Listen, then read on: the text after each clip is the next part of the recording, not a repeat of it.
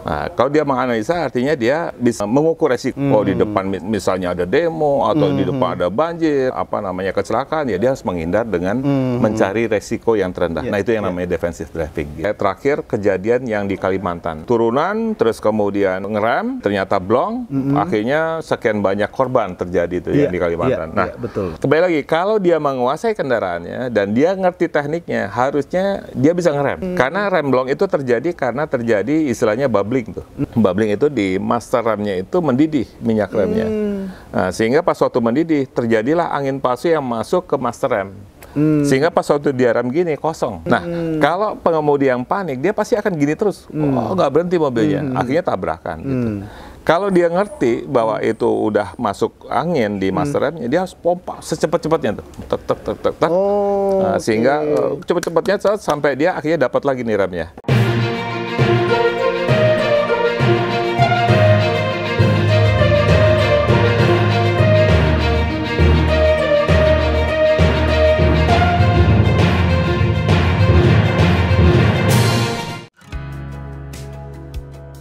Halo, salam sehat. Gimana kabar lu hari ini?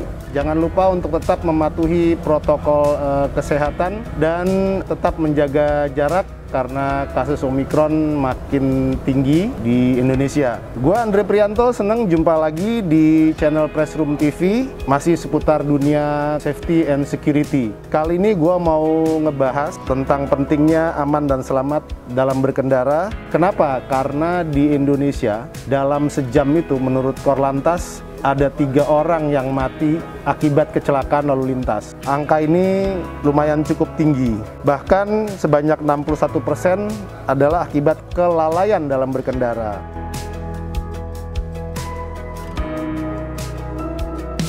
Nah, ini ada data dari Korlantas Mabes Polri bahwa ada 83.000 kasus kecelakaan lalu lintas sejak Januari hingga Oktober 2021 dengan kerugian material yang cukup fantastis, yaitu sekitar 199,01 miliar. Nilai itu lebih tinggi dari kerugian material sepanjang 2020 lalu, artinya ada kenaikan.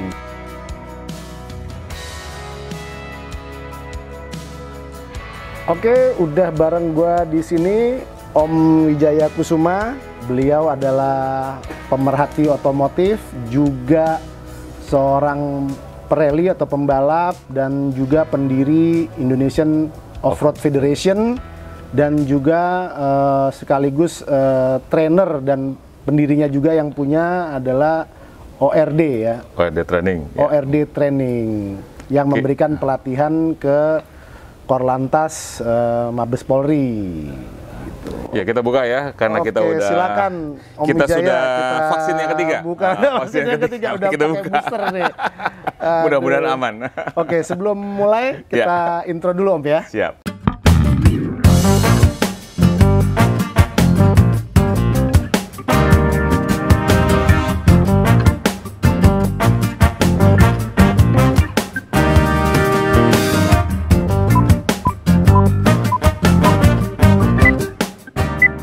Halo Om Wijaya Kusuma. Apa kabar? Apa kabar Andre? Om? Sehat Om? Tos dulu Om. Aduh. Kita udah bosan jadi gini, nggak apa-apa ya. Ya Om. Om, bisa dijelasin nggak sekarang sibuk apa nih Om? Ya, sekarang sibuk lagi mempersiapkan garasi baru. Garasi baru, saya mendirikan bengkel untuk rally, khusus buat rally. Khusus buat rally. Namanya ORD Garage. Waduh. ORDgarage.com. Sesuai dengan hobinya. Ya. Sesuai dengan hobi Om ya. Nah Om, bisa tertarik dengan dunia otomotif nih, terutama dalam hal ini training untuk keselamatan tuh gimana Om ceritanya Om? Ya, awal mulanya itu saya dulu pertama kali saya kerja di perusahaan minyak. Nah, kebetulan perusahaan minyak itu kan cukup ketat ya untuk kaitannya dengan safety ya. Betul. Multi zero accident, terus nggak boleh ada lockdown gitu ya. Lockdown namanya, nggak boleh ada berhenti operasi produksi lah gitu. Nah, tahun 2005 itu saya melihat peluang bahwa training yang kaitannya dengan keselamatan berkendara di Indonesia itu belum ada, itu satu. Terus kedua, saya melihat bahwa terlalu banyak orang yang mengemudi itu di jalanan datang ke tempat uji SIM, ujian selesai. Nah, dia langsung dapat SIM gitu ya. Nah, tentunya mentalitas daripada pengendara itu tidak diuji. Dan akhirnya saya belajar. Saya sempat belajar ke Inggris waktu itu. Nah, saya pernah belajar ke Inggris dan saya pernah belajar ke Malaysia. Ke Malaysia Defensive Driving Center yang bekerja sama dengan JKJR kalau di Malaysia, atau Jabatan Keselamatan Jalan Raya, atau Korlantasnya di sini lah. Betul. Gitu. Nah, mereka itu ternyata kalau di luar negeri itu kalau mau bikin SIM itu prosesnya panjang. Prosesnya panjang. Jadi ada 2 tahapan. Pertama, mereka itu sebelum mengemudi itu harus mengikuti training. Mengikuti training selama 3 bulan dan SIM-nya L. Artinya learning. Dia belajar. Artinya learning, dan mobilnya ditempel itu. Ada tulisannya learning. Kemudian orang itu setelah dia belajar kursus, kemudian di jalan raya, mereka harus didampingi instruktur selama 3 bulan. Nah, setelah 3 bulan, mereka harus kembali lagi ke JKJR untuk diuji. Diuji itu ada beberapa tahapan tuh. Tidak hanya uji kecakapan berkendara, tetapi mentalnya juga. Kematangan dia dalam berkendara, kematangan dia untuk mengantisipasi. Kalau di defensive driving itu ada 5 5 habit atau 5 cara memandang yang baik dan benar gitu. Pastikan mereka melihat Anda, terus kemudian pastikan bahwa mempunyai jarak yang cukup, terus kemudian bahwa dia harus siap dengan keadaan yang terburuk. Terus kemudian selalu melihat sekeliling untuk menghindari blind spot. Jadi ada 5 cara memandang yang harus diterapkan oleh setiap siswa yang ikut di situ. Gitu. Nah, di samping itu juga dia harus mengetahui tentang karakter mobil. Gitu. Nah, ini yang di Indonesia kurang nih. Belum ya? Belum. Nah, sebenarnya Korlantas sudah mengeluarkan ada yang namanya Permen 05 tahun 2021. Intinya bahwa setiap pengaju SIM baru itu harus mengikuti program pelatihan. Sudah cukup baik. Cuman memang belum diterapkan. Sayangnya sampai saat ini belum diterapkan. Permen 05 2021. Artinya gitu. Sebenarnya secara aturan tuh sudah ada ya? Sudah.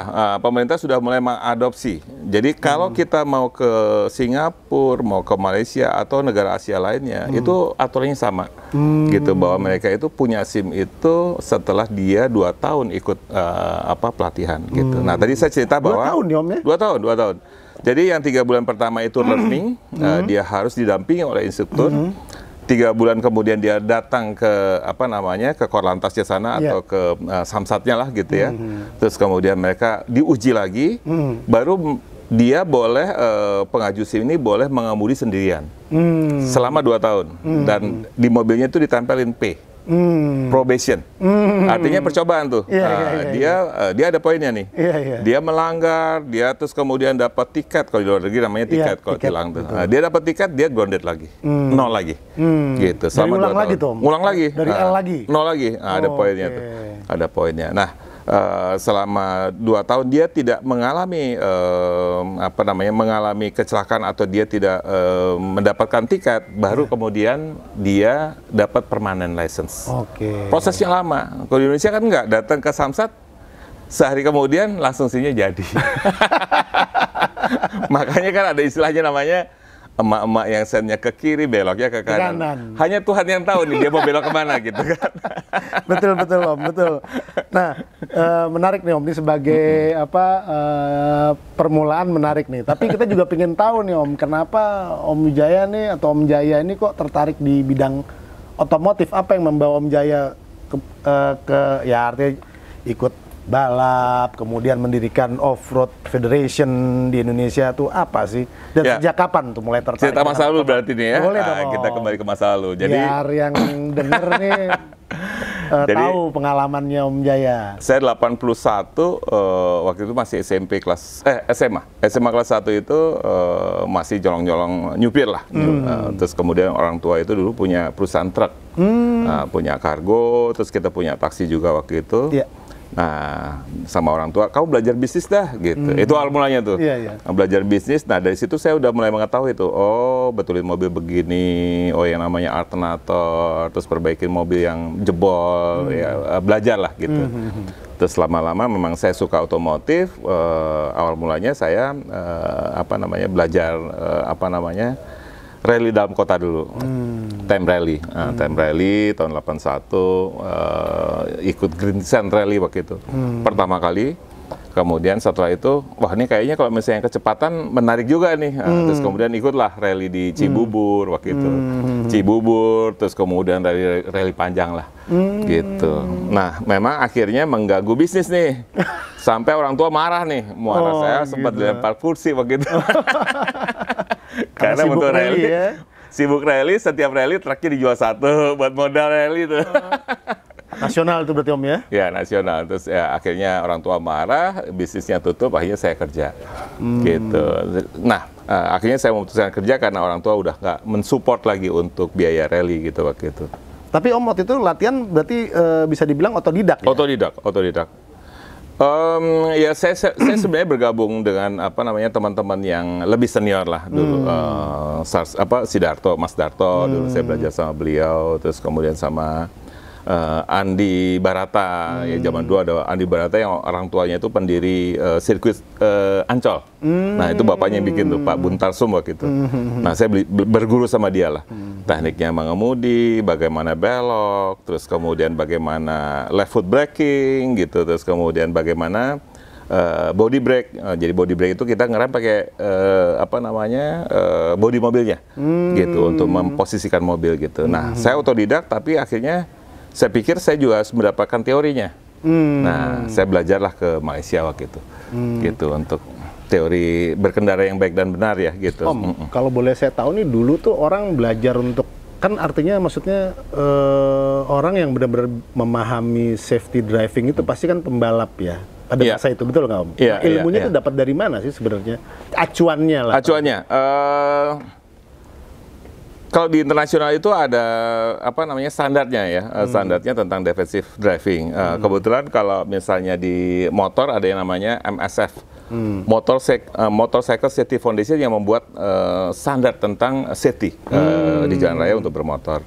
Nah kalau mobil memang dulu hanya dari British Safety Council membuat membuat aturan tentang safety sebenarnya untuk tambang sebenarnya. Awal mulanya untuk tambang. Jadi safety berkendara itu diterapkan di tambang. Di tambang. Kenapa? Karena kembali lagi bahwa tambang itu tidak boleh lockdown, nggak boleh berhenti beroperasi, dan harus jalan terus, dan harus zero accident. Gitu. Nah, tentunya untuk zero accident itu kan setiap orang yang mengemudi di tambang itu harus menguasai tentang teori defensive driving. Betul. Gitu. Dan kendalinya juga mesti standar, kayak misalnya kalau di tambang tuh mesti ada boogie whip gitu ya. Boogie whip itu ada tiang. Tiang yang menandakan tentang keberadaan kendaraan. Gitu. Kemudian ada kewajiban misalnya setiap mundur itu harus klakson, gitu, sebanyak 3 kali, gitu. Kalau mundur, kalau maju dia ngidupin mesin aja. Kalau di tambang harus klakson sekali. Nah, terus kemudian bergerak 2 kali. Dan parkir harus ngadapnya ke depan, nggak boleh gini. Nggak boleh misalnya ngadap ke arah trotoar. Nggak boleh. Dia harus keluar. Harus keluar. Nah, supaya dia pas waktu keluar itu dia udah mengetahui tentang situasi jalan yang ada di sekitarnya. Gitu. Ketat sekali Om ya? Ketat, sangat ketat. Sangat ketat. Memang harapannya bahwa dengan menerapkan defensive driving itu tercipta zero accident. Om, apa sih bedanya defensif? Tadi saya dengar istilah defensif gitu ya. Sama safety ya? Sama yang biasa, yang safety. Ya, kalau safety itu kan artinya kita safety dalam arti bahwa kita keselamatan untuk dirinya sendiri. Kalau defensif itu artinya kalau kita melihat ada sesuatu potensi potensi bahaya, ada potensial hazard istilahnya, kita harus menghindar, makanya namanya defend. Gitu, defensif atau kita menghindar nih. Intinya bahwa kita harus memikirkan resiko yang terjadi apabila kita terlibat di dalam kecelakaan. Jadi dia harus menghindar, gitu, defensive driving gitu. Nah, Tentunya kan kembali lagi ada teori yang tentang 5 seeing habit itu atau 5 cara memandang, di mana salah satu poinnya adalah leave yourself and out. Nah, itu tuh ada teorinya tuh. Leave yourself and out artinya bahwa dia harus mencari potensi terendah kalau dia melihat potensi bahaya, potensi hasad tadi gitu. Gitu. Jadi kalau misalnya ada ini ada resiko ya dia menghindar. Gitu. Dia menghindar. Misalnya di depan dia terus ada teori satu lagi bahwa dia harus sejauh mata memandang gitu kan. Dia memandang itu ke depan, dia harus menganalisa yang ada di depan. Nah, kalau dia menganalisa artinya dia bisa mengukur resiko. Oh, di depan misalnya ada demo, atau di depan ada banjir, atau misalnya di depan ada kecelakaan, ya dia harus menghindar dengan mencari resiko yang terendah. Nah, itu yang namanya defensive driving gitu. Wah, menarik sekali Om. Kita lanjut ke sesi berikutnya setelah intro ini, masih bareng gua Andre Prianto dan Om Wijaya Kusuma di channel Pressroom TV.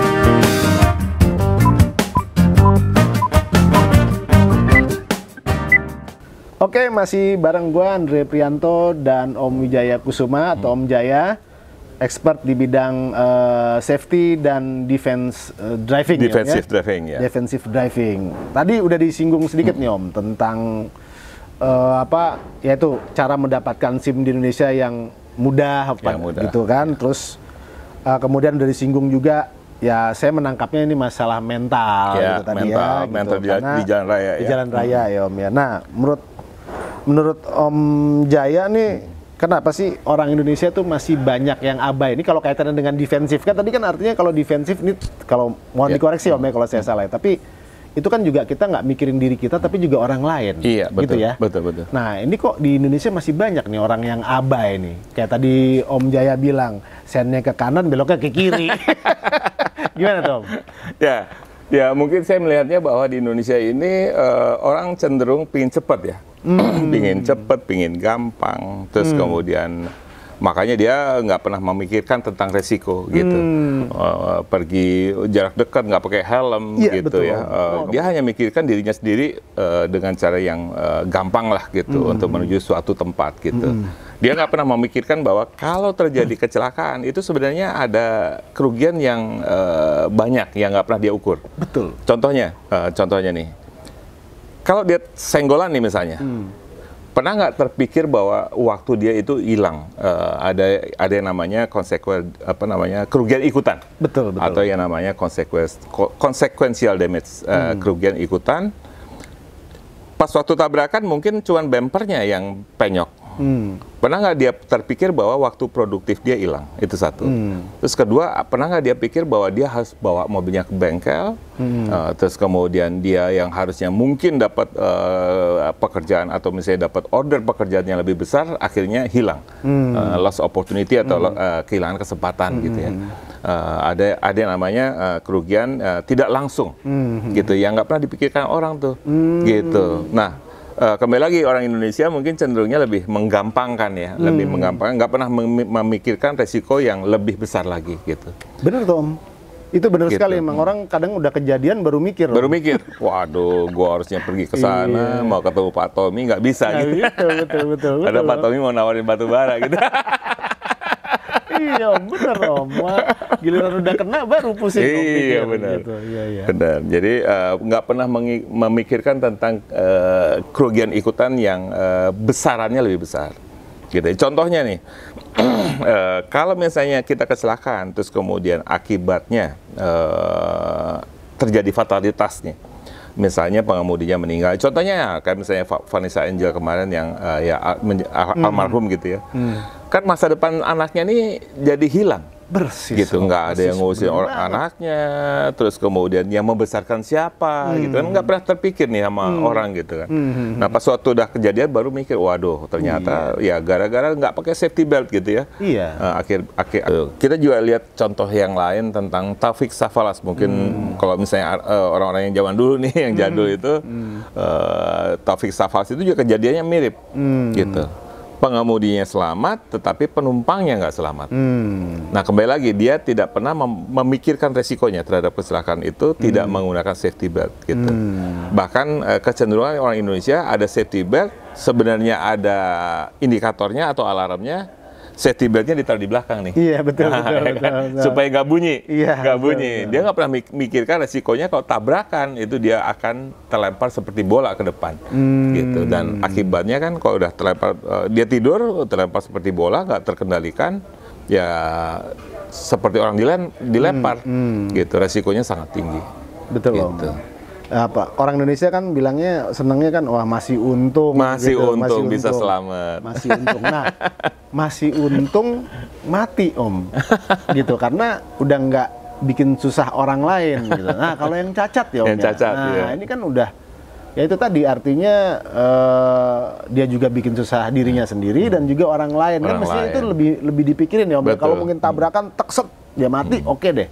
Tapi kalau kemudian dia jadi cacat, kan dia sendiri juga hilang masa depannya, ya kan? Terus gitu. Kalau dia jadi tulang punggung keluarga, akhirnya kan keluarganya sengsara juga nih. Nah. Gitu. Dia misalnya kepala rumah tangga yang harusnya menghidupi keluarganya, akibatnya kan ya masa depan anaknya jadi hilang.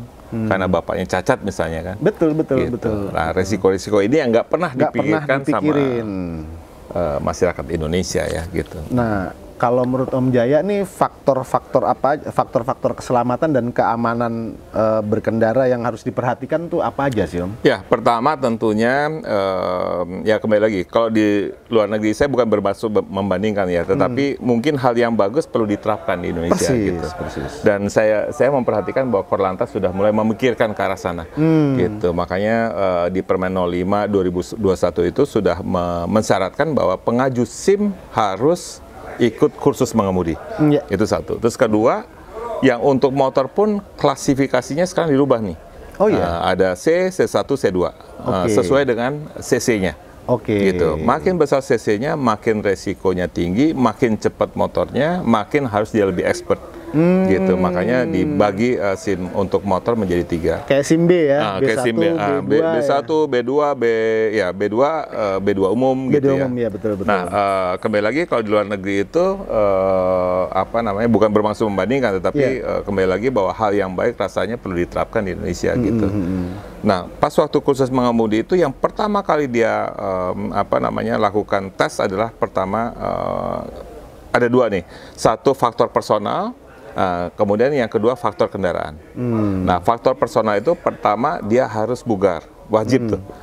Tidak buta warna, kemudian juga harus bisa baca tulis, terus kemudian respon atau refleks bagus, tidak mengalami misalnya sakit demensia gitu ya misalnya, atau misalnya dia punya kelainan saraf, itu nggak boleh gitu untuk mengemudi. Itu satu. Dia harus fisik secara psikis. Yang kedua, dia harus mempunyai kematangan di dalam mengemudi, gitu, mengantisipasi, terus kemudian emosinya terjaga. Makanya ada yang namanya anger management, gitu, atau manajemen tentang pengelolaan emosi, gitu. Tidak boleh misalnya dipepet terus kemudian kita ngelawan, gitu kan. Akhirnya berantem di jalan. Nah, itu banyak kejadiannya tuh yang kayak di Cibubur lah, yang Vitara tabrakan, kayak gitu tuh, gitu.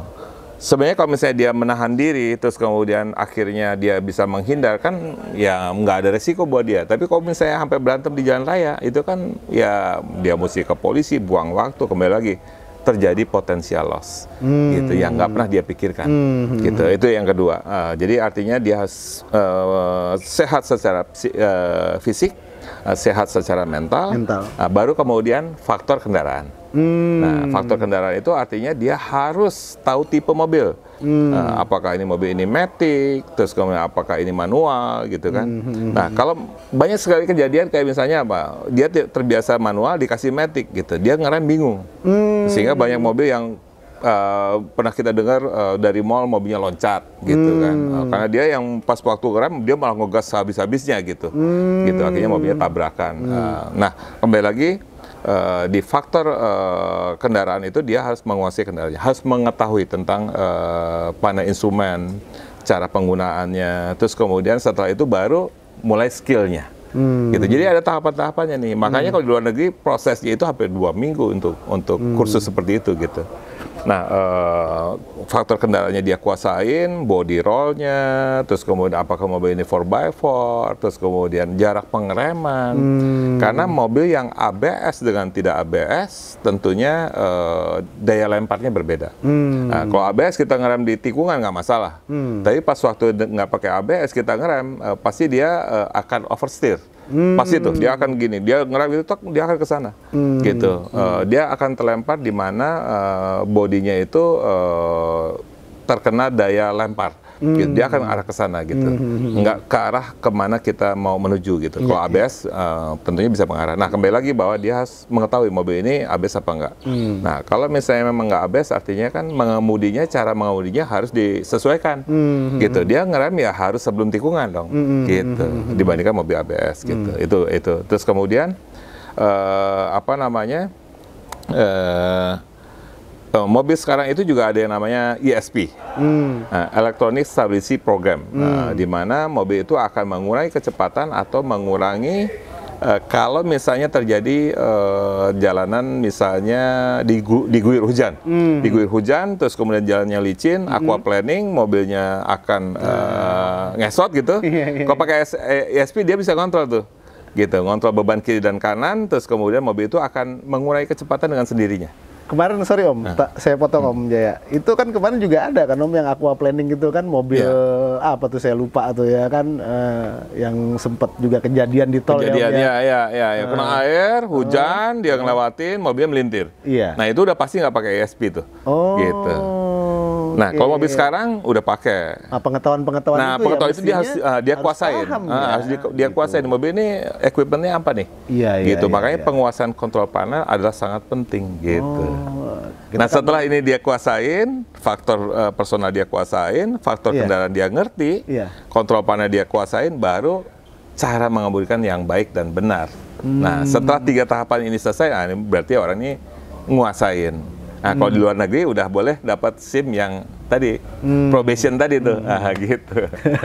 Om, ini agak melintir sedikit nih Om. Ini kan juga banyak kejadian gitu, kadang-kadang menurut saya petugas sendiri atau aparat sendiri juga ngasih contoh yang nggak benar juga. Kita sering lihat kan Om di jalan tol misalnya, udah jelas-jelas paling kiri tuh bahu jalan, bukan untuk nyelip, tapi karena cepet dia dari kiri gitu kan.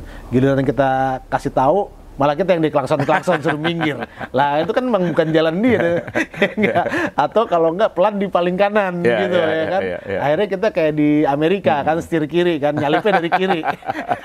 Nggak boleh itu harusnya. Mestinya kan nggak boleh. Kiri kan, itu buat darurat. Nah, tapi kan Om Jaya pasti sama saya juga sering lihat lah. Kita semua yang nyetir kan sering dapat pengalaman itu di jalan. Nah itu kan bagian dari mental tadi. Artinya juga dalam hal ini petugas atau aparatnya sendiri juga harus memberi contoh dong, dan harus memberikan contoh juga, dan juga penegakan hukumnya harus lebih ditingkatkan nih, gitu.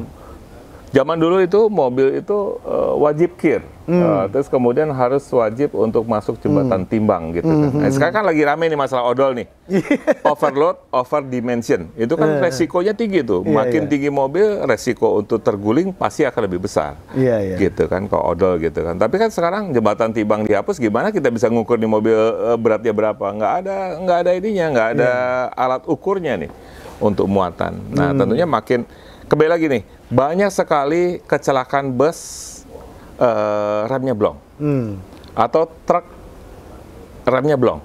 Kayak terakhir kejadian yang di Kalimantan, pernah dengar? Betul. Di turunan, terus kemudian ngerem, dia ternyata blong, akhirnya sekian banyak korban terjadi itu yang di Kalimantan. Betul. Kembali lagi, kalau dia menguasai kendaraannya dan dia ngerti tekniknya, harusnya dia bisa ngerem. Karena rem blong itu terjadi karena terjadi istilahnya bubbling tuh. Bubbling itu di master remnya itu mendidih minyak remnya. Nah, sehingga pas waktu mendidih terjadilah angin palsu yang masuk ke master rem. Sehingga pas waktu dia rem gini kosong remnya. Nah, kalau pengemudi yang panik dia pasti akan gini terus. Nggak berhenti mobilnya. Akhirnya tabrakan gitu. Kalau dia ngerti bahwa itu udah masuk angin di master remnya, dia harus pompa secepat-cepatnya tuh. Tek, tek, tek, tek, tek. Sehingga cepat-cepatnya sampai dia akhirnya dapat lagi nih remnya. Itu satu. Terus kedua, dengan pas waktu dia ngerem, dia mompa dan akhirnya remnya dapat lagi, dia harus melihat resiko yang terendah. Kembali lagi teori tentang 5 cara memandang yang benar. Iya, betul. Dia harus mencari resiko yang terendah. Nah, kejadian yang di Kalimantan itu kan dia buangnya ke kanan, bukan ke kiri. Padahal di kiri itu kosong tuh. Ada bahu jalan, terus kemudian sebelah kirinya itu ada apa namanya space yang cukup yang sebenarnya dia bisa menghindar.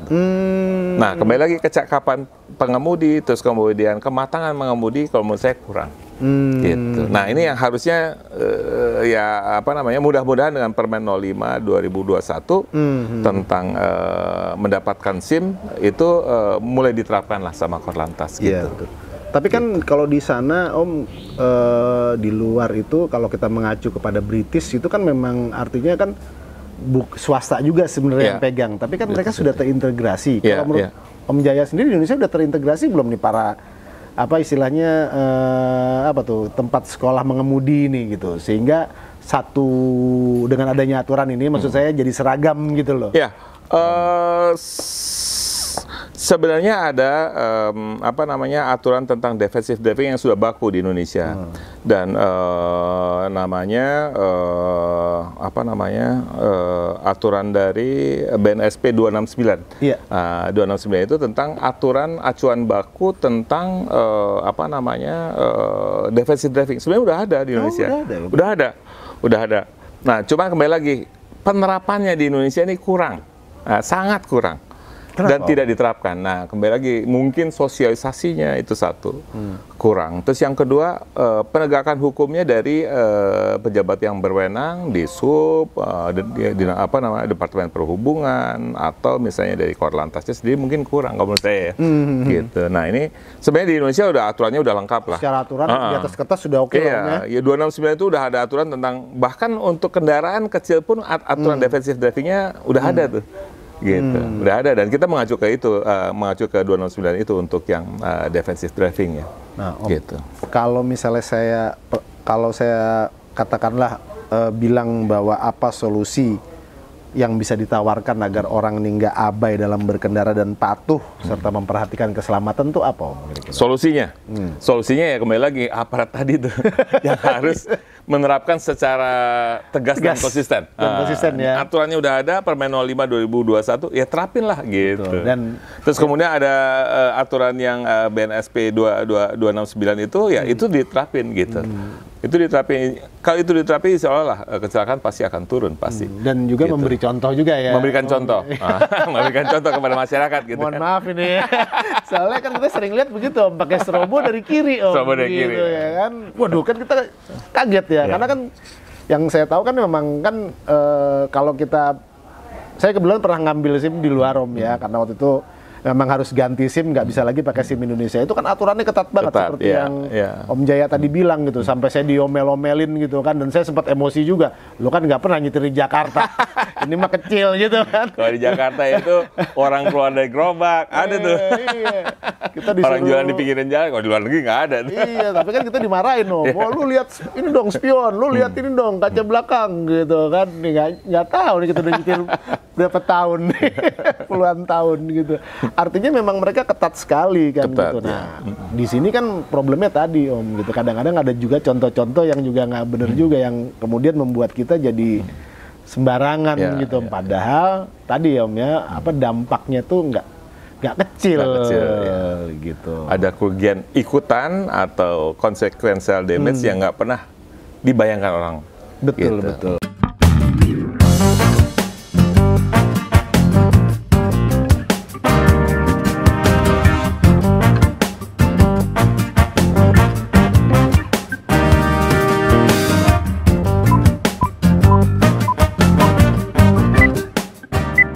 Oke, masih bareng gue Andre Prianto dan Om Wijaya atau Om Jaya. Nah, kita mau terakhir nih Om ya kira-kira ya, mungkin sebagai sebelum kita ngomongin tentang balap nih. Nah, sebelum kita ngomongin tentang balap nih di sesi berikutnya kita pingin minta apa ya saran ya sebagai seorang expert nih Om Jaya kan udah luar biasa lah.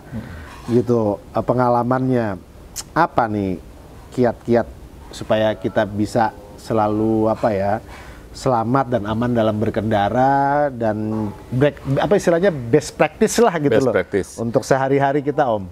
Ya, pertama tentunya kita harus siap secara mental, itu satu tadi yang saya sampaikan, bahwa pertama kita harus siap mental, kedua kita harus tahu bahwa kendaraan itu siap digunakan dan menguasai kendaraannya. Terus yang terakhir adalah dia harus memikirkan resikonya, karena setiap kecelakaan sekecil apapun pasti resikonya besar, dan banyak orang yang tidak pernah memikirkan tentang kerugian ikutan yang dampaknya lebih besar. Itu kira-kira. Gitu. Oke, thank you. Terima Om kasih. Jaya. Terima kasih banyak Iya. masukannya, luar biasa. Nah, tadi kita kan udah ngomongin best practice ya untuk sehari-hari. Nah, dasarnya seperti yang tadi kita udah ngobrol sama Om Jaya adalah balap, Ya, balap, kan? ya. Karena Kalau kita mau paling balapan, tinggi. kalau kita mau balapan, jangan di jalan raya. Iya, betul. Tempatnya ada nih di sirkuit kan. Iya dong, gitu. harus, Di sirkuit, ya kan? pin jadi jagoan ya tempatnya di sirkuit, bukan kan? di jalan raya. Betul. Untuk Dan kalau misalnya keamanan. balapan, udah ada jagoannya nih. Kita panggilin Pak Siapa Tommy, nih? oke? Om Jaya Pak nih? Tommy, siapa Oke, lagi? kita panggil Om Tommy. Pak nih. Tommy, oke. Wah, ini Pak Tommy ada di sini nih kebetulan nih. Oke, silakan. Mantap. Silakan. Halo Iya. Om Tommy. Ya, Pak Tommy. Nah, kita gantian ya, Om. Oke, kita silakan langsung duduk sini. Om. Tukar Silakan. kemudi nih, tukar kemudi. Oke. Oke, aduh. Apa kabar Om? Baik, Om. Aduh. Nah, ini beliau ini belum lama ini udah ngejajal aspalnya Mandalika nih. Ini mobilnya, lo bisa lihat di belakang nih, Mercy-nya yang dipakai nih buat ngejajal nih. Iya. Iya Om ya? Iya. Waduh. Kebetulan mobil balap pertama di Mandalika. Wah, pokoknya di dunia nih, di dunia ini ya pembalap satu-satunya yang udah ngejajal ya Om Tommy nih. Belum ada yang lain. Untuk balap mobil. Untuk balap mobil. Untuk mobil.